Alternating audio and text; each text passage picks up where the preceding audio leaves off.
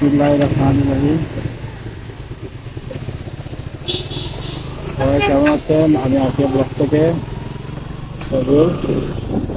আবার আজকে আপনাদের কাছে নতুন ভিডিওর জন্য আসছি। এই যে দেখেন সামনে একটা বাস অ্যাক্সিডেন্ট করে পড়ে আছে। কোথায় অ্যাক্সিডেন্ট করছে সেটা বলতে পারবো না। এদিকে আর একটা বাস আছে, বাম পাশে অ্যাক্সিডেন্ট করছে। এই যে দেখেন, আমি আস্তে আস্তে আজকে একটু ড্রাইভ করবো, কারণ পাড়ায় বাতাসের নয়েজটা আসতেছে। কোনোরকম আমি যতবারই সেট আপ করি, মাইক সেট আপ করি, ততবারই নয়েজ আসছে ভিডিওতে। এখন সময় হচ্ছে 5টা দিন। যাই হোক, আস্তে আস্তে রাইড করে দেখি নয়েজ আসে কিনা। আর দেখি পরে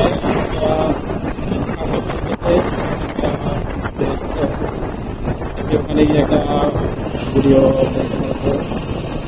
এর জন্য আমার একটাই দুঃখ কি জানেন, আমার পেজে এখন ফলোয়ার আছে 700, কিন্তু ভিউ হয় প্রায় 200-300 এরকম। আর কমেন্ট হয় না, শেয়ার হয় না, লাইক হয় না, আমি জানি না কেন। কিছুক্ষণ আগেও খেয়েছিল, তো ভাবছিলাম বেরোতে পারবো না, তো এখন আবার দেখা যাচ্ছে রোদ, মেঘলা আকাশটা মেঘলা হয়ে আছে, জানি না বৃষ্টি আছে কিনা। তো আমি সামনে আরো থাকি, সামনে গিয়ে দেখে ভিডিওটা কন্টিনিউ করবো। এখানে আমি পোস্ট করতেছি। একটা কথা কি জানেন, আমি বাইক চালানোর সময় অবশ্যই সেফটি মেনটেন করি। সেফটি হচ্ছে, আপনি শুধু হেলমেট করলে হবে না, আর রাস্তায় যখন বাইক চালাবেন তখন ডান পাশে কি গাড়ি আছে, বাম পাশে কি গাড়ি আছে, সেটা আপনাকে দেখতে হবে। কারণ মনে করেন আপনার সামনে একটা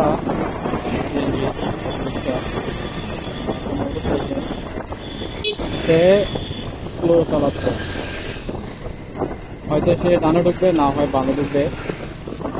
কিলোমিটার কাগজ 70 কিলোমিটার, তো সে হয়তো ডানে ঢুকবে, হয়তো বামে ঢুকবে, কিন্তু সে কোনোভাবেই ইন্ডিকেটর দিবে না।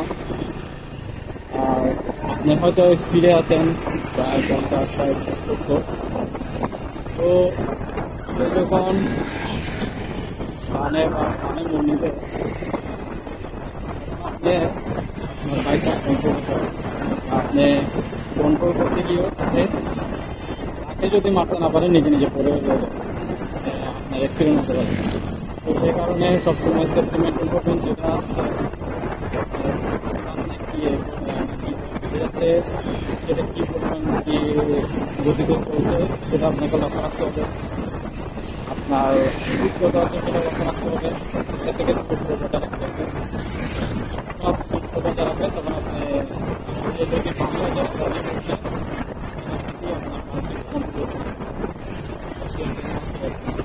আমি সবসময় সেফটি মেনটেন করি, গাড়ি করে চলছে সেটা মেনটেন করি, সেটা কোন দিকে চলছে, সেটা কোন দিকে যাবে সেটা আমি আগে থেকে ধারণা করে নিই, তখন আমি বাইকটাকে স্লো করে ফেলি।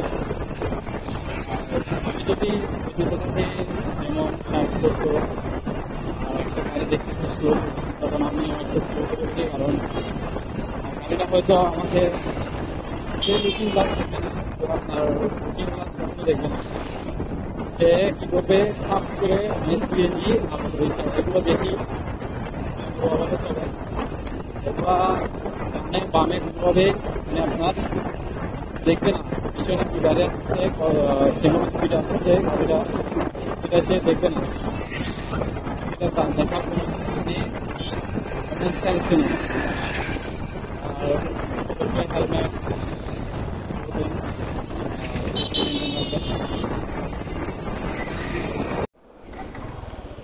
ওকে। আসসালামু আলাইকুম। তো চাচার কাছ থেকে ড্রাগন নিলাম, এখন চলে 200 টাকা ধরেন। আচ্ছা, আমাকে টাকা দিয়ে দিলাম, তো এখন চলে যাই। 200 টাকা করে ড্রাগন নিছি, কারণ ওইগুলো ওই দিন নিছিলাম তখনও মিষ্টি ছিল। যাই, কারণ ড্রাগন ওই দিন নাজিরহাট বাজার থেকে, আমাদের এলাকা বাজার থেকে নিছিলাম, খুবই মিষ্টি ছিল। সেই কারণে আবার দেখলাম চাচার থেকে নিলাম। চাচারে আমি প্রথমে 200 বলে বলছি, আমি মনে করছি আমি 200 টাকা দিয়ে নিয়েছিলাম, কিন্তু না, আমি কিনছিলাম 160 টাকা দিয়ে। আমি ভুলে গেছি, 8028 কিলোমিটার চট্টগ্রাম, 6 কিলোমিটার। তো আমি ভুলে গেছি আমি 160 টাকা করে নিয়েছি ড্রাগন।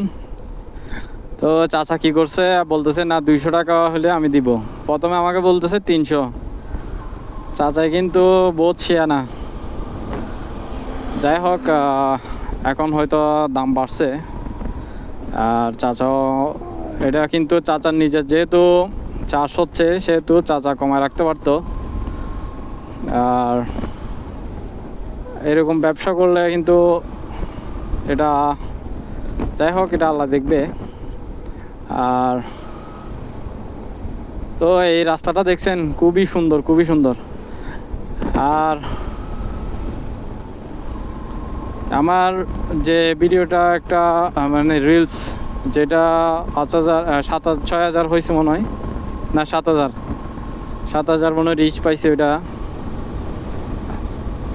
ওইটার জন্য আমি একটু হ্যাপি আছি ওই রিলসটার জন্য। কিন্তু অন্য কোনো ভিডিও, লাস্টে হিয়াকুর ভিডিওটা আমার প্রায় কত রিচ পাইছিল, 1.3K হয়তো।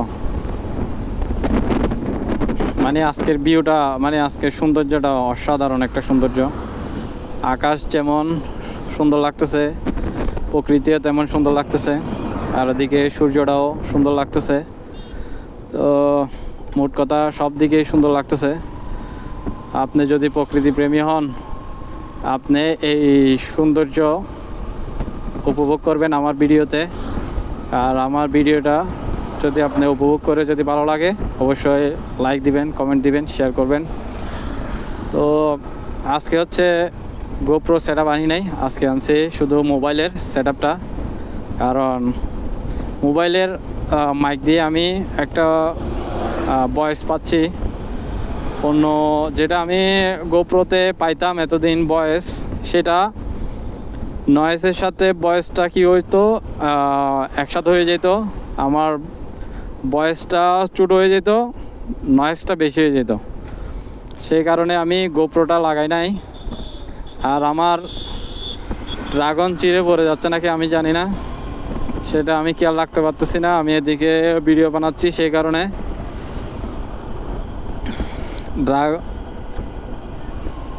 জিক্সারে একটা সমস্যা হচ্ছে, আপনি জিক্সার না,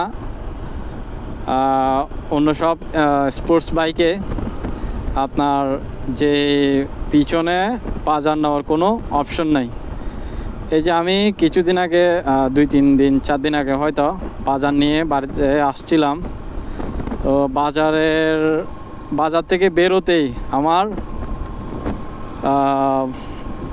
বাজারের ব্যাগটা ছিঁড়ে বাজার সব পড়ে গিয়েছিল।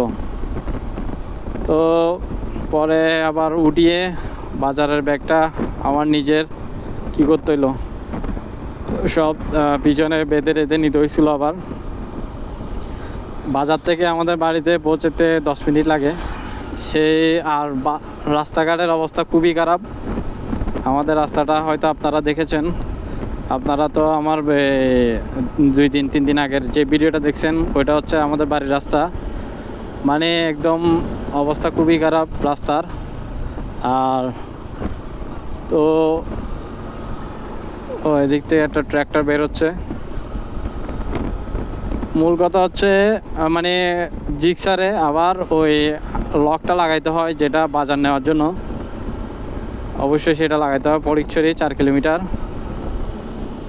আচ্ছা ঠিক আছে, আল্লাহ হাফেজ, সবাই ভালো থাকবেন। আর আজকে ভিডিওটা এখানে শেষ করছি। আল্লাহ হাফেজ, আসসালামু আলাইকুম।